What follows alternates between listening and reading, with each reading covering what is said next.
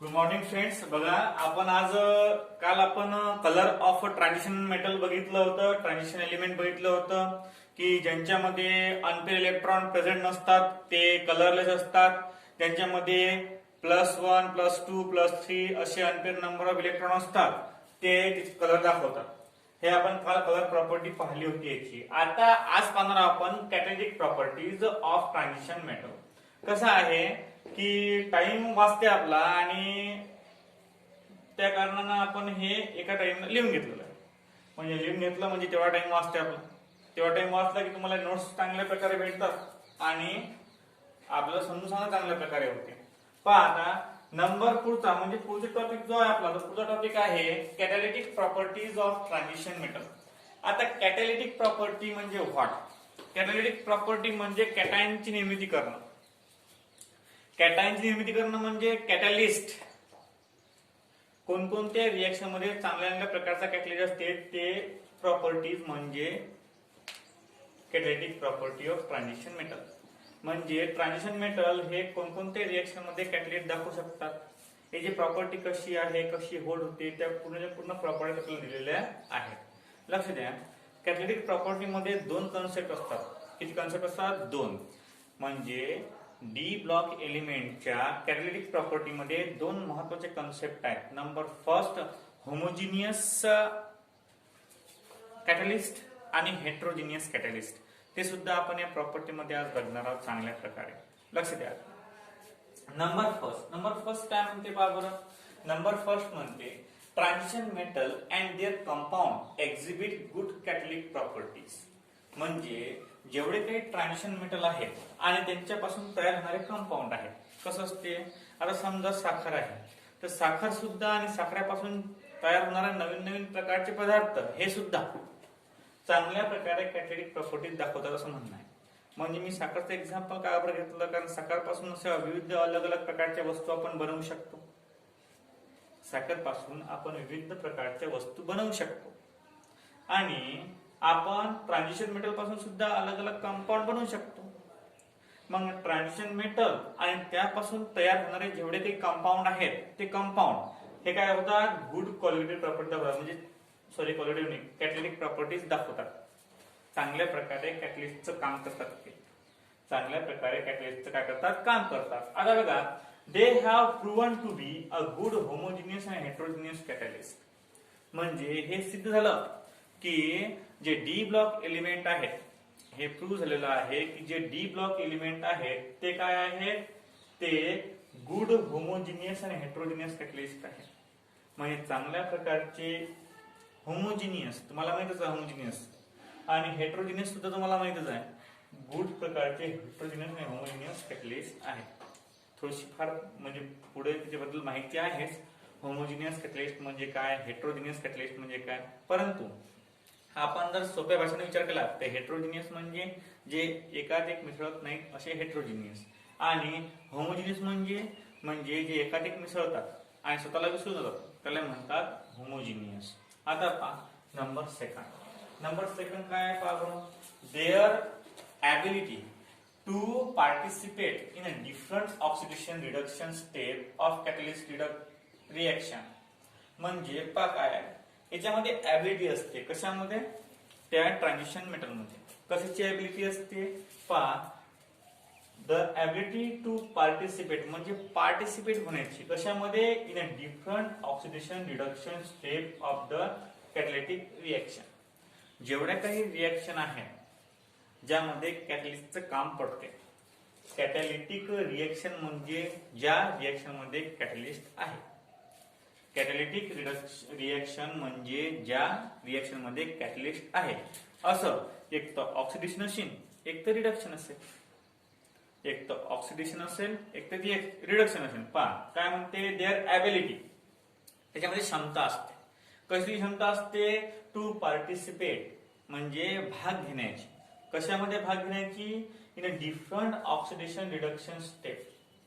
अलग अलग प्रकारच्या ऑक्सिडेशन आणि रिडक्शन स्टेप म्हणजे रिएक्शनच्या स्टेप मध्ये इन्व्हॉल्व्ह होण्याची क्षमता याच्यामध्ये असते. म्हणजे कोणत्याही रिएक्शन मध्ये, कोणत्याही स्टेप मध्ये हा कॅटॅलिस्ट इन्व्हॉल्व्ह होऊ शकतो. कोणता? ट्रान्झिशन मेटल किंवा त्या ट्रान्झिशन पासून मिळणारे प्रत्येक एलिमेंट. पहा, ट्रान्झिशन मेटल किंवा ट्रान्झिशन मेटल पासून मिळणारे कंपाऊंड या दोघांमध्ये सुद्धा ॲबिलिटी असते. कसली ॲबिलिटी असते? ती ॲबिलिटी असते की कोणत्याही स्टेपमध्ये ऑक्सिडेशन झालं असेल तर ऑक्सिडेशनच्या कोणत्याही स्टेपमध्ये, रिडक्शन असेल तर रिडक्शनच्या कोणत्याही स्टेपमध्ये इन्व्हॉल्व्ह होऊन ते कॅटलिस्टचं काम करतात. अशा प्रकारची ॲबिलिटी ट्रान्झिशन मेटल मध्ये किंवा ट्रान्झिशन मेटल पासून तयार होणाऱ्या प्रत्येक कंपाऊंड मध्ये असते. पहा, these step involve changes in the oxidation state of these metal. म्हणजे हे जे आहे, हा जो कन्सेप्ट आहे कोणता? की ऑक्सिडेशन स्टेटचा. इथं स्पेलिंग चुकलेला आहे ऑक्सिडेशनचा. पहा, मग these step involve the changes in the oxidation state of this metal ion. म्हणजे रिएक्शन मध्ये कॅटलिस्टचं काम करत असताना त्या मेटलची ऑक्सिडेशन स्टेट चेंज होते. +2 पासून +3 पर्यंत, +3 पासून +2 पर्यंत अशा प्रकारचे मेटल आयनची ऑक्सिडेशन स्टेट काय होते? ते चेंज होते. कोणत्या रिएक्शन मध्ये? Redox, reduction, oxidation, catalytic reaction. म्हणजे ऑक्सिडेशन आणि रिडक्शन अशा प्रकारची क्रियेत कॅटलिस्टचं काम करते. पहा, कॅटॅलिटिक रिएक्शन. कॅटॅलिटिक रिएक्शन म्हणजे अशा प्रकारची रिएक्शन की ज्याच्यामध्ये कॅटॅलिस्टचं काम पडते, त्या रिएक्शनला म्हणतात कॅटॅलिटिक reaction. These step involve the changes in the oxidation state of these metal ion.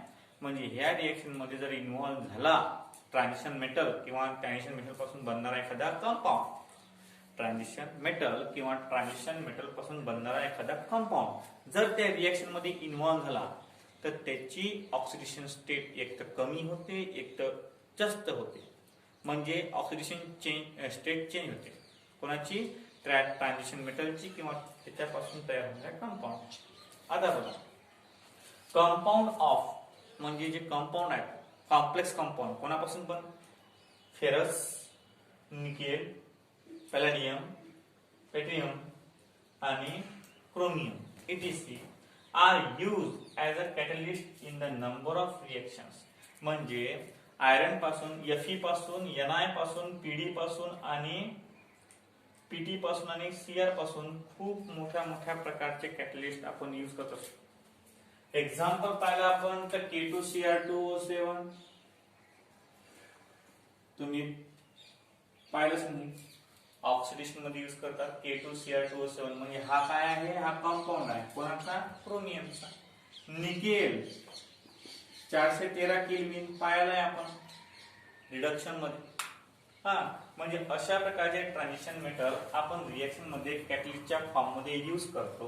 Compound of Fe, Ni, Pd, Pt, Cr etc. are used as a catalyst in number of reaction. खूप साऱ्या reaction मध्ये यापासून मिळणारे जे compound आहेत ते reaction म्हणजे react तर काय म्हटले कॅटलिस्टचं काम करतात. पहा, अशा प्रकारे their compound enhance the rate of chemical reaction. आणि ते कंपाऊंड जे आहेत ते कंपाऊंड रिएक्शनचा रेट वाढवतात. आता रिएक्शनचा रेट कोण वाढवते? रिएक्शनचा रेट कॅटलिस्ट वाढवते. कोण वाढवते? कॅटलिस्ट. कॅटलिस्ट हा रिएक्शनचा रेट वाढवते. आता बघा, compound of Fe, Ni, Pd, Pt, Cr etc. are used as a catalyst in the number of reactions. Their compound enhance the rate of chemical reaction. म्हणजे enhance म्हणजे वाढवते, एक तर कमी करते. रिएक्शनचा रेट वाढवते किंवा कमी करते. अशा प्रकारच्या कंपाऊंडला आपण रिएक्शन कॅटलिस्ट सुद्धा म्हणतो. मग हा कॅटलिस्टचं काम करते, एक तर हा रेट वाढवणार रिएक्शनचा, एक तर हा रेट कमी करणार. आता पहा, लास्ट जो मुद्दा आहे आपला त्यामध्ये दोन डेफिनेशन दिले तुम्हाला. In the homogeneous catalyst, homogeneous catalyst मध्ये रिएक्शन मध्ये the metal ion participate by forming unstable intermediates. म्हणजे होमोजिनियस ज्यावेळेस होमोजिनियस कॅटलिस्ट रिएक्शन होते त्यावेळेस काय होते? The metal ion participate by forming unstable intermediate. म्हणजे होमोजिनियस कॅटॅलिटिक रिएक्शन मध्ये मेटल काय फॉर्म करते? मेटल हा अनस्टेबल कंपाऊंड फॉर्म करते. अनस्टेबल कंपाऊंड म्हणजे इंटरमिजिएट कॉम्प्लेक्स. आपण खूप साऱ्या केमिकल रिएक्शन पाहिलेले आहेत, जे आपण 3 रिएक्शनचे हे पाहिले, म्हणजे पाठ पाहिले. कोणकोणते पाहिले आपण? Halogen derivative of alkane, alcohol, aldehyde and ketone. अशा प्रकारचे जे चॅप्टर पाहिलेले आपण, त्या चॅप्टरमध्ये आपण खूप सारे रिएक्शन अशा पाहिल्या होत्या की त्याच्यामध्ये कॉम्प्लेक्स फॉर्म झाले होते. म्हणजे कॉम्प्लेक्स आपण काय केलं तर चौकट्या ब्रॅकेटमध्ये दिले होते आणि त्याला खाली कॉम्प्लेक्स नाव दिलं होतं, किंवा काही काही रिएक्शन ते इंटरमिजिएट दिलं होतं. मग पहा त्याचं आहे homogeneous catalyst reaction. The metal ion participate by forming unstable intermediate. In heterogeneous catalyst, the reaction, the metal provides a surface for the reactant to react. Reactant ला सरफेस देते, जागा देते रिएक्ट करण्यासाठी, रिएक्शन होण्यासाठी. कशामध्ये? हेट्रोजिनियस साठी. Homogeneous मध्ये intermediate form होते आणि हेट्रोजिनियस मध्ये जागा देते, त्याला सरफेस देते रिएक्शन घडून आणण्यासाठी. ह्या 2 कॉन्सेप्ट लक्षात ठेवा. होमोजिनियस मध्ये इंटरमिजिएट फॉर्म होते, माइंड मध्ये फिट करून ठेवायचं. होमोजिनियस मध्ये इंटरमिजिएट फॉर्म होते आणि हेट्रोजिनियस मध्ये काय होते? कॅटलिक रिएक्शन मध्ये की तो सरफेस प्रोव्हाइड करते. हेट्रोजिनियस मध्ये काय करते? सरफेस प्रोव्हाइड करते. कोणाला? मेटल आयनला सरफेस प्रोव्हाइड करते. अशा प्रकारच्या ह्या 4 कॅटलिटिक प्रॉपर्ट्या ट्रान्झिशन मेटलच्या आहेत. पहा, ट्रान्झिशन मेटलच्या एकूण 4 प्रॉपर्ट्या आहेत. 4 प्रॉपर्ट्या कोणत्या? Catalytic properties. कॅटलिटिक प्रॉपर्टीज किती आहेत? 4 आहेत. पहा, पहिली property, transition metal and their compound. Transition metal and their compound. Transition metal आणि त्यापासून तयार होणारे compound exhibit good catalytic properties. लक्ष द्या, transition metal and their compound exhibit good catalytic properties. Transition metal जे आहेत आणि त्यापासून तयार होणारे कंपाऊंड जे आहेत ते एक्झिबिट करतात गुड कॅटॅलिटिक प्रॉपर्टीज. चांगल्या प्रकारच्या कॅटॅलिटिक प्रॉपर्टी ते दाखवतात. They have proven to be good homogeneous and heterogeneous catalyst. ते चांगल्या प्रकारचे हेट्रोजिनियस सुद्धा आहेत आणि होमोजिनियस कॅटॅलिस्ट सुद्धा आहेत. म्हणजे काम करतात. एखाद्या दुकानात गेलो तुम्ही, दुकानात गेल्यावर समजा तुम्ही त्या कपड्याबद्दल किंवा कोणत्या ना कोणत्या काहीच्याबद्दल विचारलं, तुम्हाला दुकानदार हेच सांगेल खूप चांगला कापड आहे, खूप चांगली पद्धत आहे, खूप चांगला आहे, एकदम चांगलं, प्युअर एकदम. अशा प्रकारचे कन्सेप्ट आहेत. हा त्यातला एक मुद्दा आहे की आपण प्रूव्ह काय करून आलो? आपण कॅटॅलिटिक प्रॉपर्टी करून आलो तुम्ही, तर मग कॅटॅलिटिक प्रॉपर्टी चांगल्या प्रकारे ट्रान्झिशन मेटल दाखवतात. बरं, त्यामुळे 2 आहेत, होमोजिनियस आणि हेट्रोजिनियस कॅटॅलिस्ट. ते चौथ्या पॉइंट मध्ये आपण पाहिलं. होमोजिनियस मध्ये काय होते? होमोजिनियस मध्ये इंटरमिजिएट फॉर्म करते आणि हेट्रोजिनियस मध्ये काय होते? हेट्रोजिनियस मध्ये सरफेस प्रोव्हाइड करते रिएक्शन घडवण्यासाठी.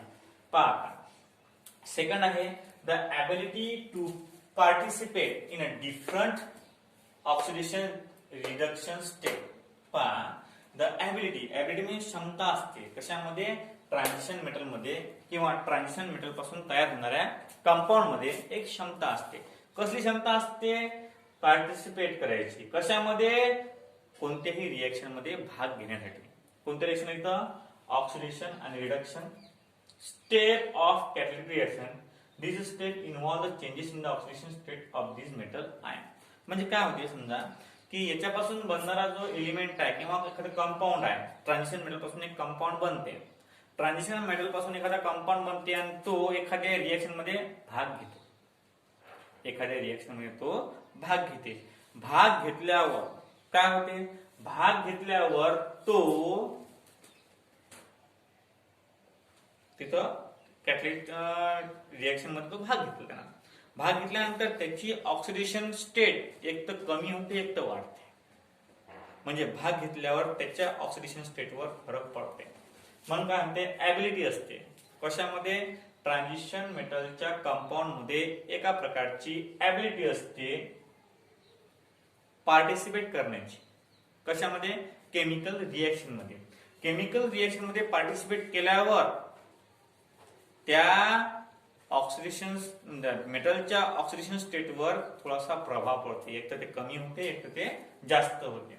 आता पहा, हे कंपाऊंड आहेत, म्हणजे कंपाऊंड कोणाकोणापासून बनलेले आहे? एक तर फेरस पासून, Na पासून, Pd पासून, Pt पासून, Cr पासून जेवढे काही कंपाऊंड बनलेले आहेत are use as a catalyst. ते कॅटलिस्ट म्हणून वापरत येतात in the number of reactions.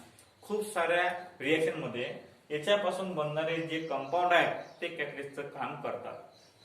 Their compound enhance the rate of chemical reaction. आणि याच्यापासून जे कंपाऊंड बनतात ते काय करतात? एनहान्स रिएक्शनचा रेट वाढवायचा प्रयत्न करतात, म्हणजे वाढवतात असते. आपण बेकिंग सोडा पाहिला. बेकिंग सोडा ज्यावेळेस आपण टाकतो केक मध्ये, केक फुगते की नाही?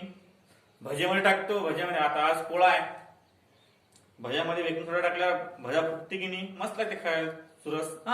तशा प्रकारचा रिएक्शनचा रेट वाढवणारा जो कंपाऊंड असते त्याला आपण केमिकल कॅटलिस्ट असं सुद्धा म्हणतो. आता पहा, in the homogeneous reaction the metal ion participate by forming unstable intermediate. म्हणजे ज्यावेळेस होमोजेनियस कॅटलिक रिएक्शन मध्ये मेटल आयन यूज होते त्यावेळेस तो अनस्टेबल फॉर्म करते, आणि ज्यावेळेस हेट्रोजेनियस कॅटलिस्ट रिएक्शन मध्ये मेटल पार्टिसिपेट करते तर तो त्या रिएक्टंटला सरफेस प्रोव्हाइड करते. काय करते? सरफेस प्रोव्हाइड करते. अशा प्रकारच्या आहेत properties, catalytic properties of transition metal. हे चारही प्रॉपर्टीज आपल्याला लर्न झाल्या पाहिजेत. अशा पद्धतीनं आपण घेऊ, एक वेळ डबल रिव्ह्यू घेऊ नंतर शेवटी. आता पहा, इंटरस्टिशियल कंपाऊंड. आता इंटरस्टिशियल हा शब्द आपला सॉलिड स्टेट मध्ये चांगल्या प्रकारे झालेला आहे. इंटरस्टिशियल कंपाऊंड म्हणजे काय? इंटरस्टिशियल कंपाऊंड म्हणजे अंदरला कंपाऊंड. इंटरस्टिशियल कंपाऊंड म्हणजे काय होते? अंदरला कंपाऊंड, न दिसणारा कंपाऊंड, एकदम अंदरला. पहा आता कसं आहे, समजा एखादा मेटल आहे, एखादा काय आहे? मेटल. हा मेटल पूर्णतः फेरसने बनलेला आहे. इथंही फेरसचा आहे, इथंही फेरसचा आहे, इथंही फेरसचा, इथंही फेरसचा, इथंही फेरसचा, इथंही फेरसचा. सारे सारे कंपाऊंड फेरसने बनलेले आहेत. इथेही फेरस, इथेही फेरस, इथेही फेरस, इथेही फेरस, इथेही फेरस, इथेही फेरस. आता हे फेरसचे कंपाऊंड आहेत किती? Fe, Fe, Fe, Fe, Fe आणि Fe कडून आलेले आहे.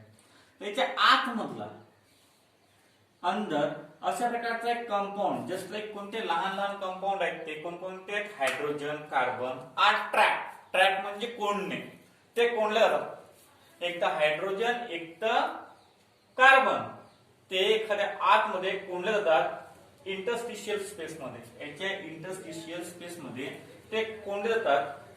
The crystal lattice, the compound form are called as interstitial compound. आणि अशा प्रकारे एखादा कंपाऊंड फॉर्म होते त्याला आपण म्हणतो इंटरस्टिशियल कंपाऊंड. आता डेफिनेशन पाहू. When a small atom, when a small atom एकदम लहानसा, एकदम लहानसा. When a small atom like hydrogen, carbon, एक तर हायड्रोजन एक तर कार्बन. पहा, when a small atom like hydrogen, carbon are trapped in the interstitial space. लक्ष द्या. When a small atom like a hydrogen, carbon are trapped in the interstitial space म्हणजे आतमधल्या side मध्ये. when a small atom like hydrogen, carbon are trapped in the interstitial space within the crystal lattice. Within the crystal lattice, एका crystal lattice मध्ये the compound form are called as interstitial compound. एखादा lattice आहे, त्या lattice मध्ये पूर्णतः एखादा metal भरलेला आहे. त्या मेटलच्या आतमधल्या साइड मध्ये एखादा असा ऍटम घुसते. कसा? एक तर कार्बन, एक तर हायड्रोजन.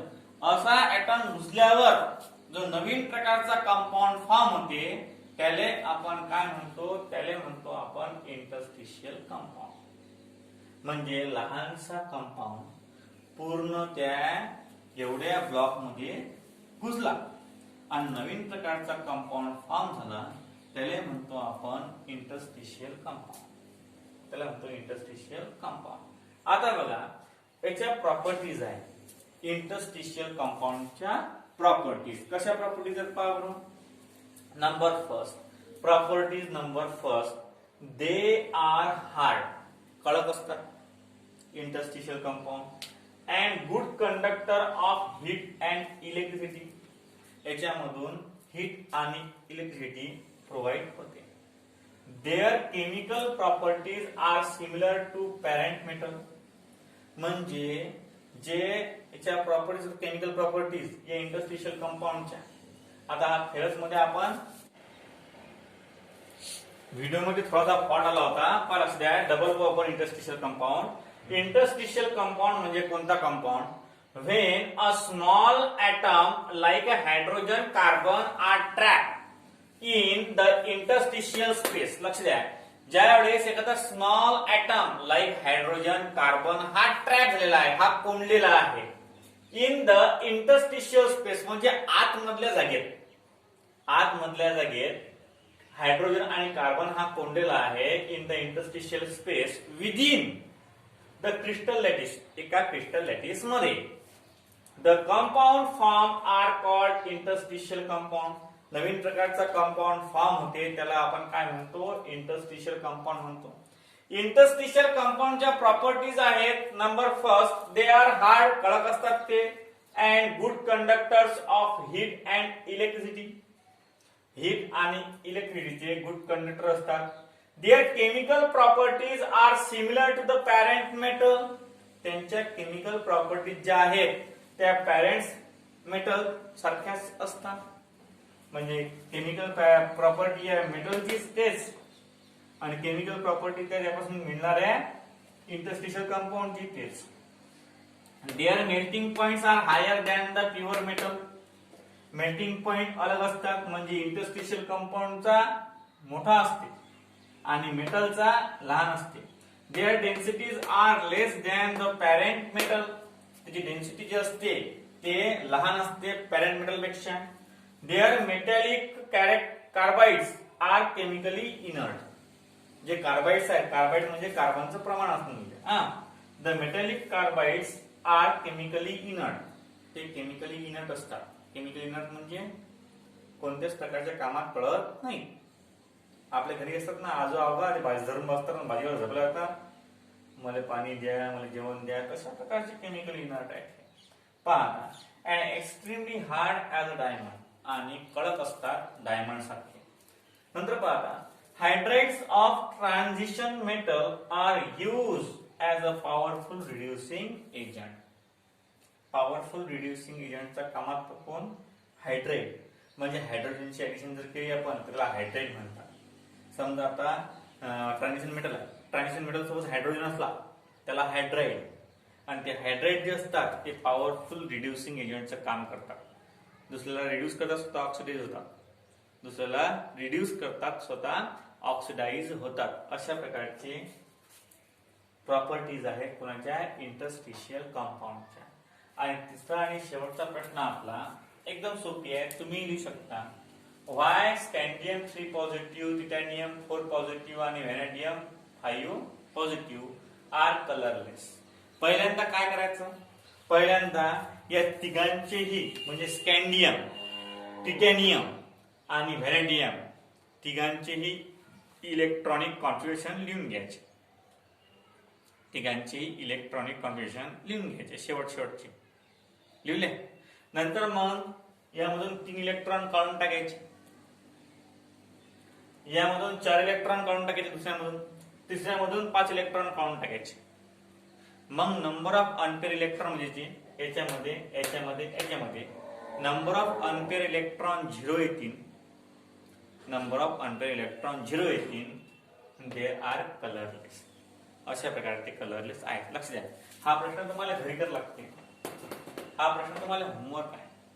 पहा व्हाय स्कॅन्डियम 3 पॉझिटिव्ह, टायटॅनियम 4 पॉझिटिव्ह आणि व्हॅनेडियम 5 पॉझिटिव्ह आर कलरलेस।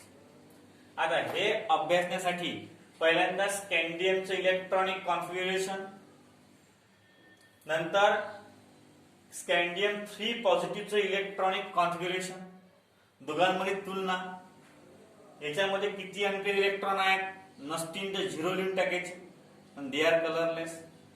टिटॅनियमचं पहिले इलेक्ट्रॉनिक कॉन्फिग्युरेशन, नंतर टिटॅनियम 4 पॉझिटिव्हचं इलेक्ट्रॉनिक कॉन्फिग्युरेशन, आणि नंतर मग कलर आहे की कलरलेस. अनपेअर इलेक्ट्रॉन ज्याच्यामध्ये असतील तो कलर, आणि अनपेअर इलेक्ट्रॉन ज्याच्यामध्ये नसतील तो colourless. All pair electron colourless, unpair electron present colour. अशा प्रकारचा कन्सेप्ट हा याचा आहे. आपले आज 3 प्रश्न झाले. कॅटॅलिटिक प्रॉपर्टी ऑफ ट्रान्झिशन मेटल झाला, इंटरस्टिशियल कंपाऊंड झाला, आणि हा प्रश्न तुम्हाला निकाल दिलेलाच होता. आता अशा प्रकारे हे 2 प्रश्न लर्न करायचे घरी, आणि हा प्रश्न करून व्हॉट्सअपवर पाठवून द्यायचा. कलरलेस का बरं आहे? Due to absence of unpair electron they are colourless. परंतु पद्धत कशी लिहायची? स्कॅन्डियमचं इलेक्ट्रॉनिक कॉन्फिग्युरेशन, स्कॅन्डियम 3 पॉझिटिव्हचं इलेक्ट्रॉनिक कॉन्फिग्युरेशन, टिटॅनियमचं 4 पॉझिटिव्हचं, टिटॅनियमचं पहिले टिटॅनियमचं लिहायचं, नंतर टिटॅनियमचं 4 पॉझिटिव्हचं, आणि व्हॅनेडियमचं पहिले लिहायचं इलेक्ट्रॉनिक कॉन्फिग्युरेशन, नंतर व्हॅनेडियम 5 पॉझिटिव्हचं लिहायचं, आणि तिघांमध्ये पाहायचं अरे there is no unpair electron present in the outermost shell and therefore these ions are colourless. अशा प्रकारचा कन्सेप्ट तुम्ही घरून करून घे जा. आजच्यासाठी एवढंच होता. उद्यासाठी आपण याच्या पुढचं पाहू. हा प्रश्न मला तुम्ही व्हॉट्सअपवर पाठवा करू, ज्यांची इच्छा आहे मला ती, कारण तुम्ही काही शाही माणूस आहात, तुम्हाला काही म्हणता येत नाही आपल्याला. करा, पाठवा.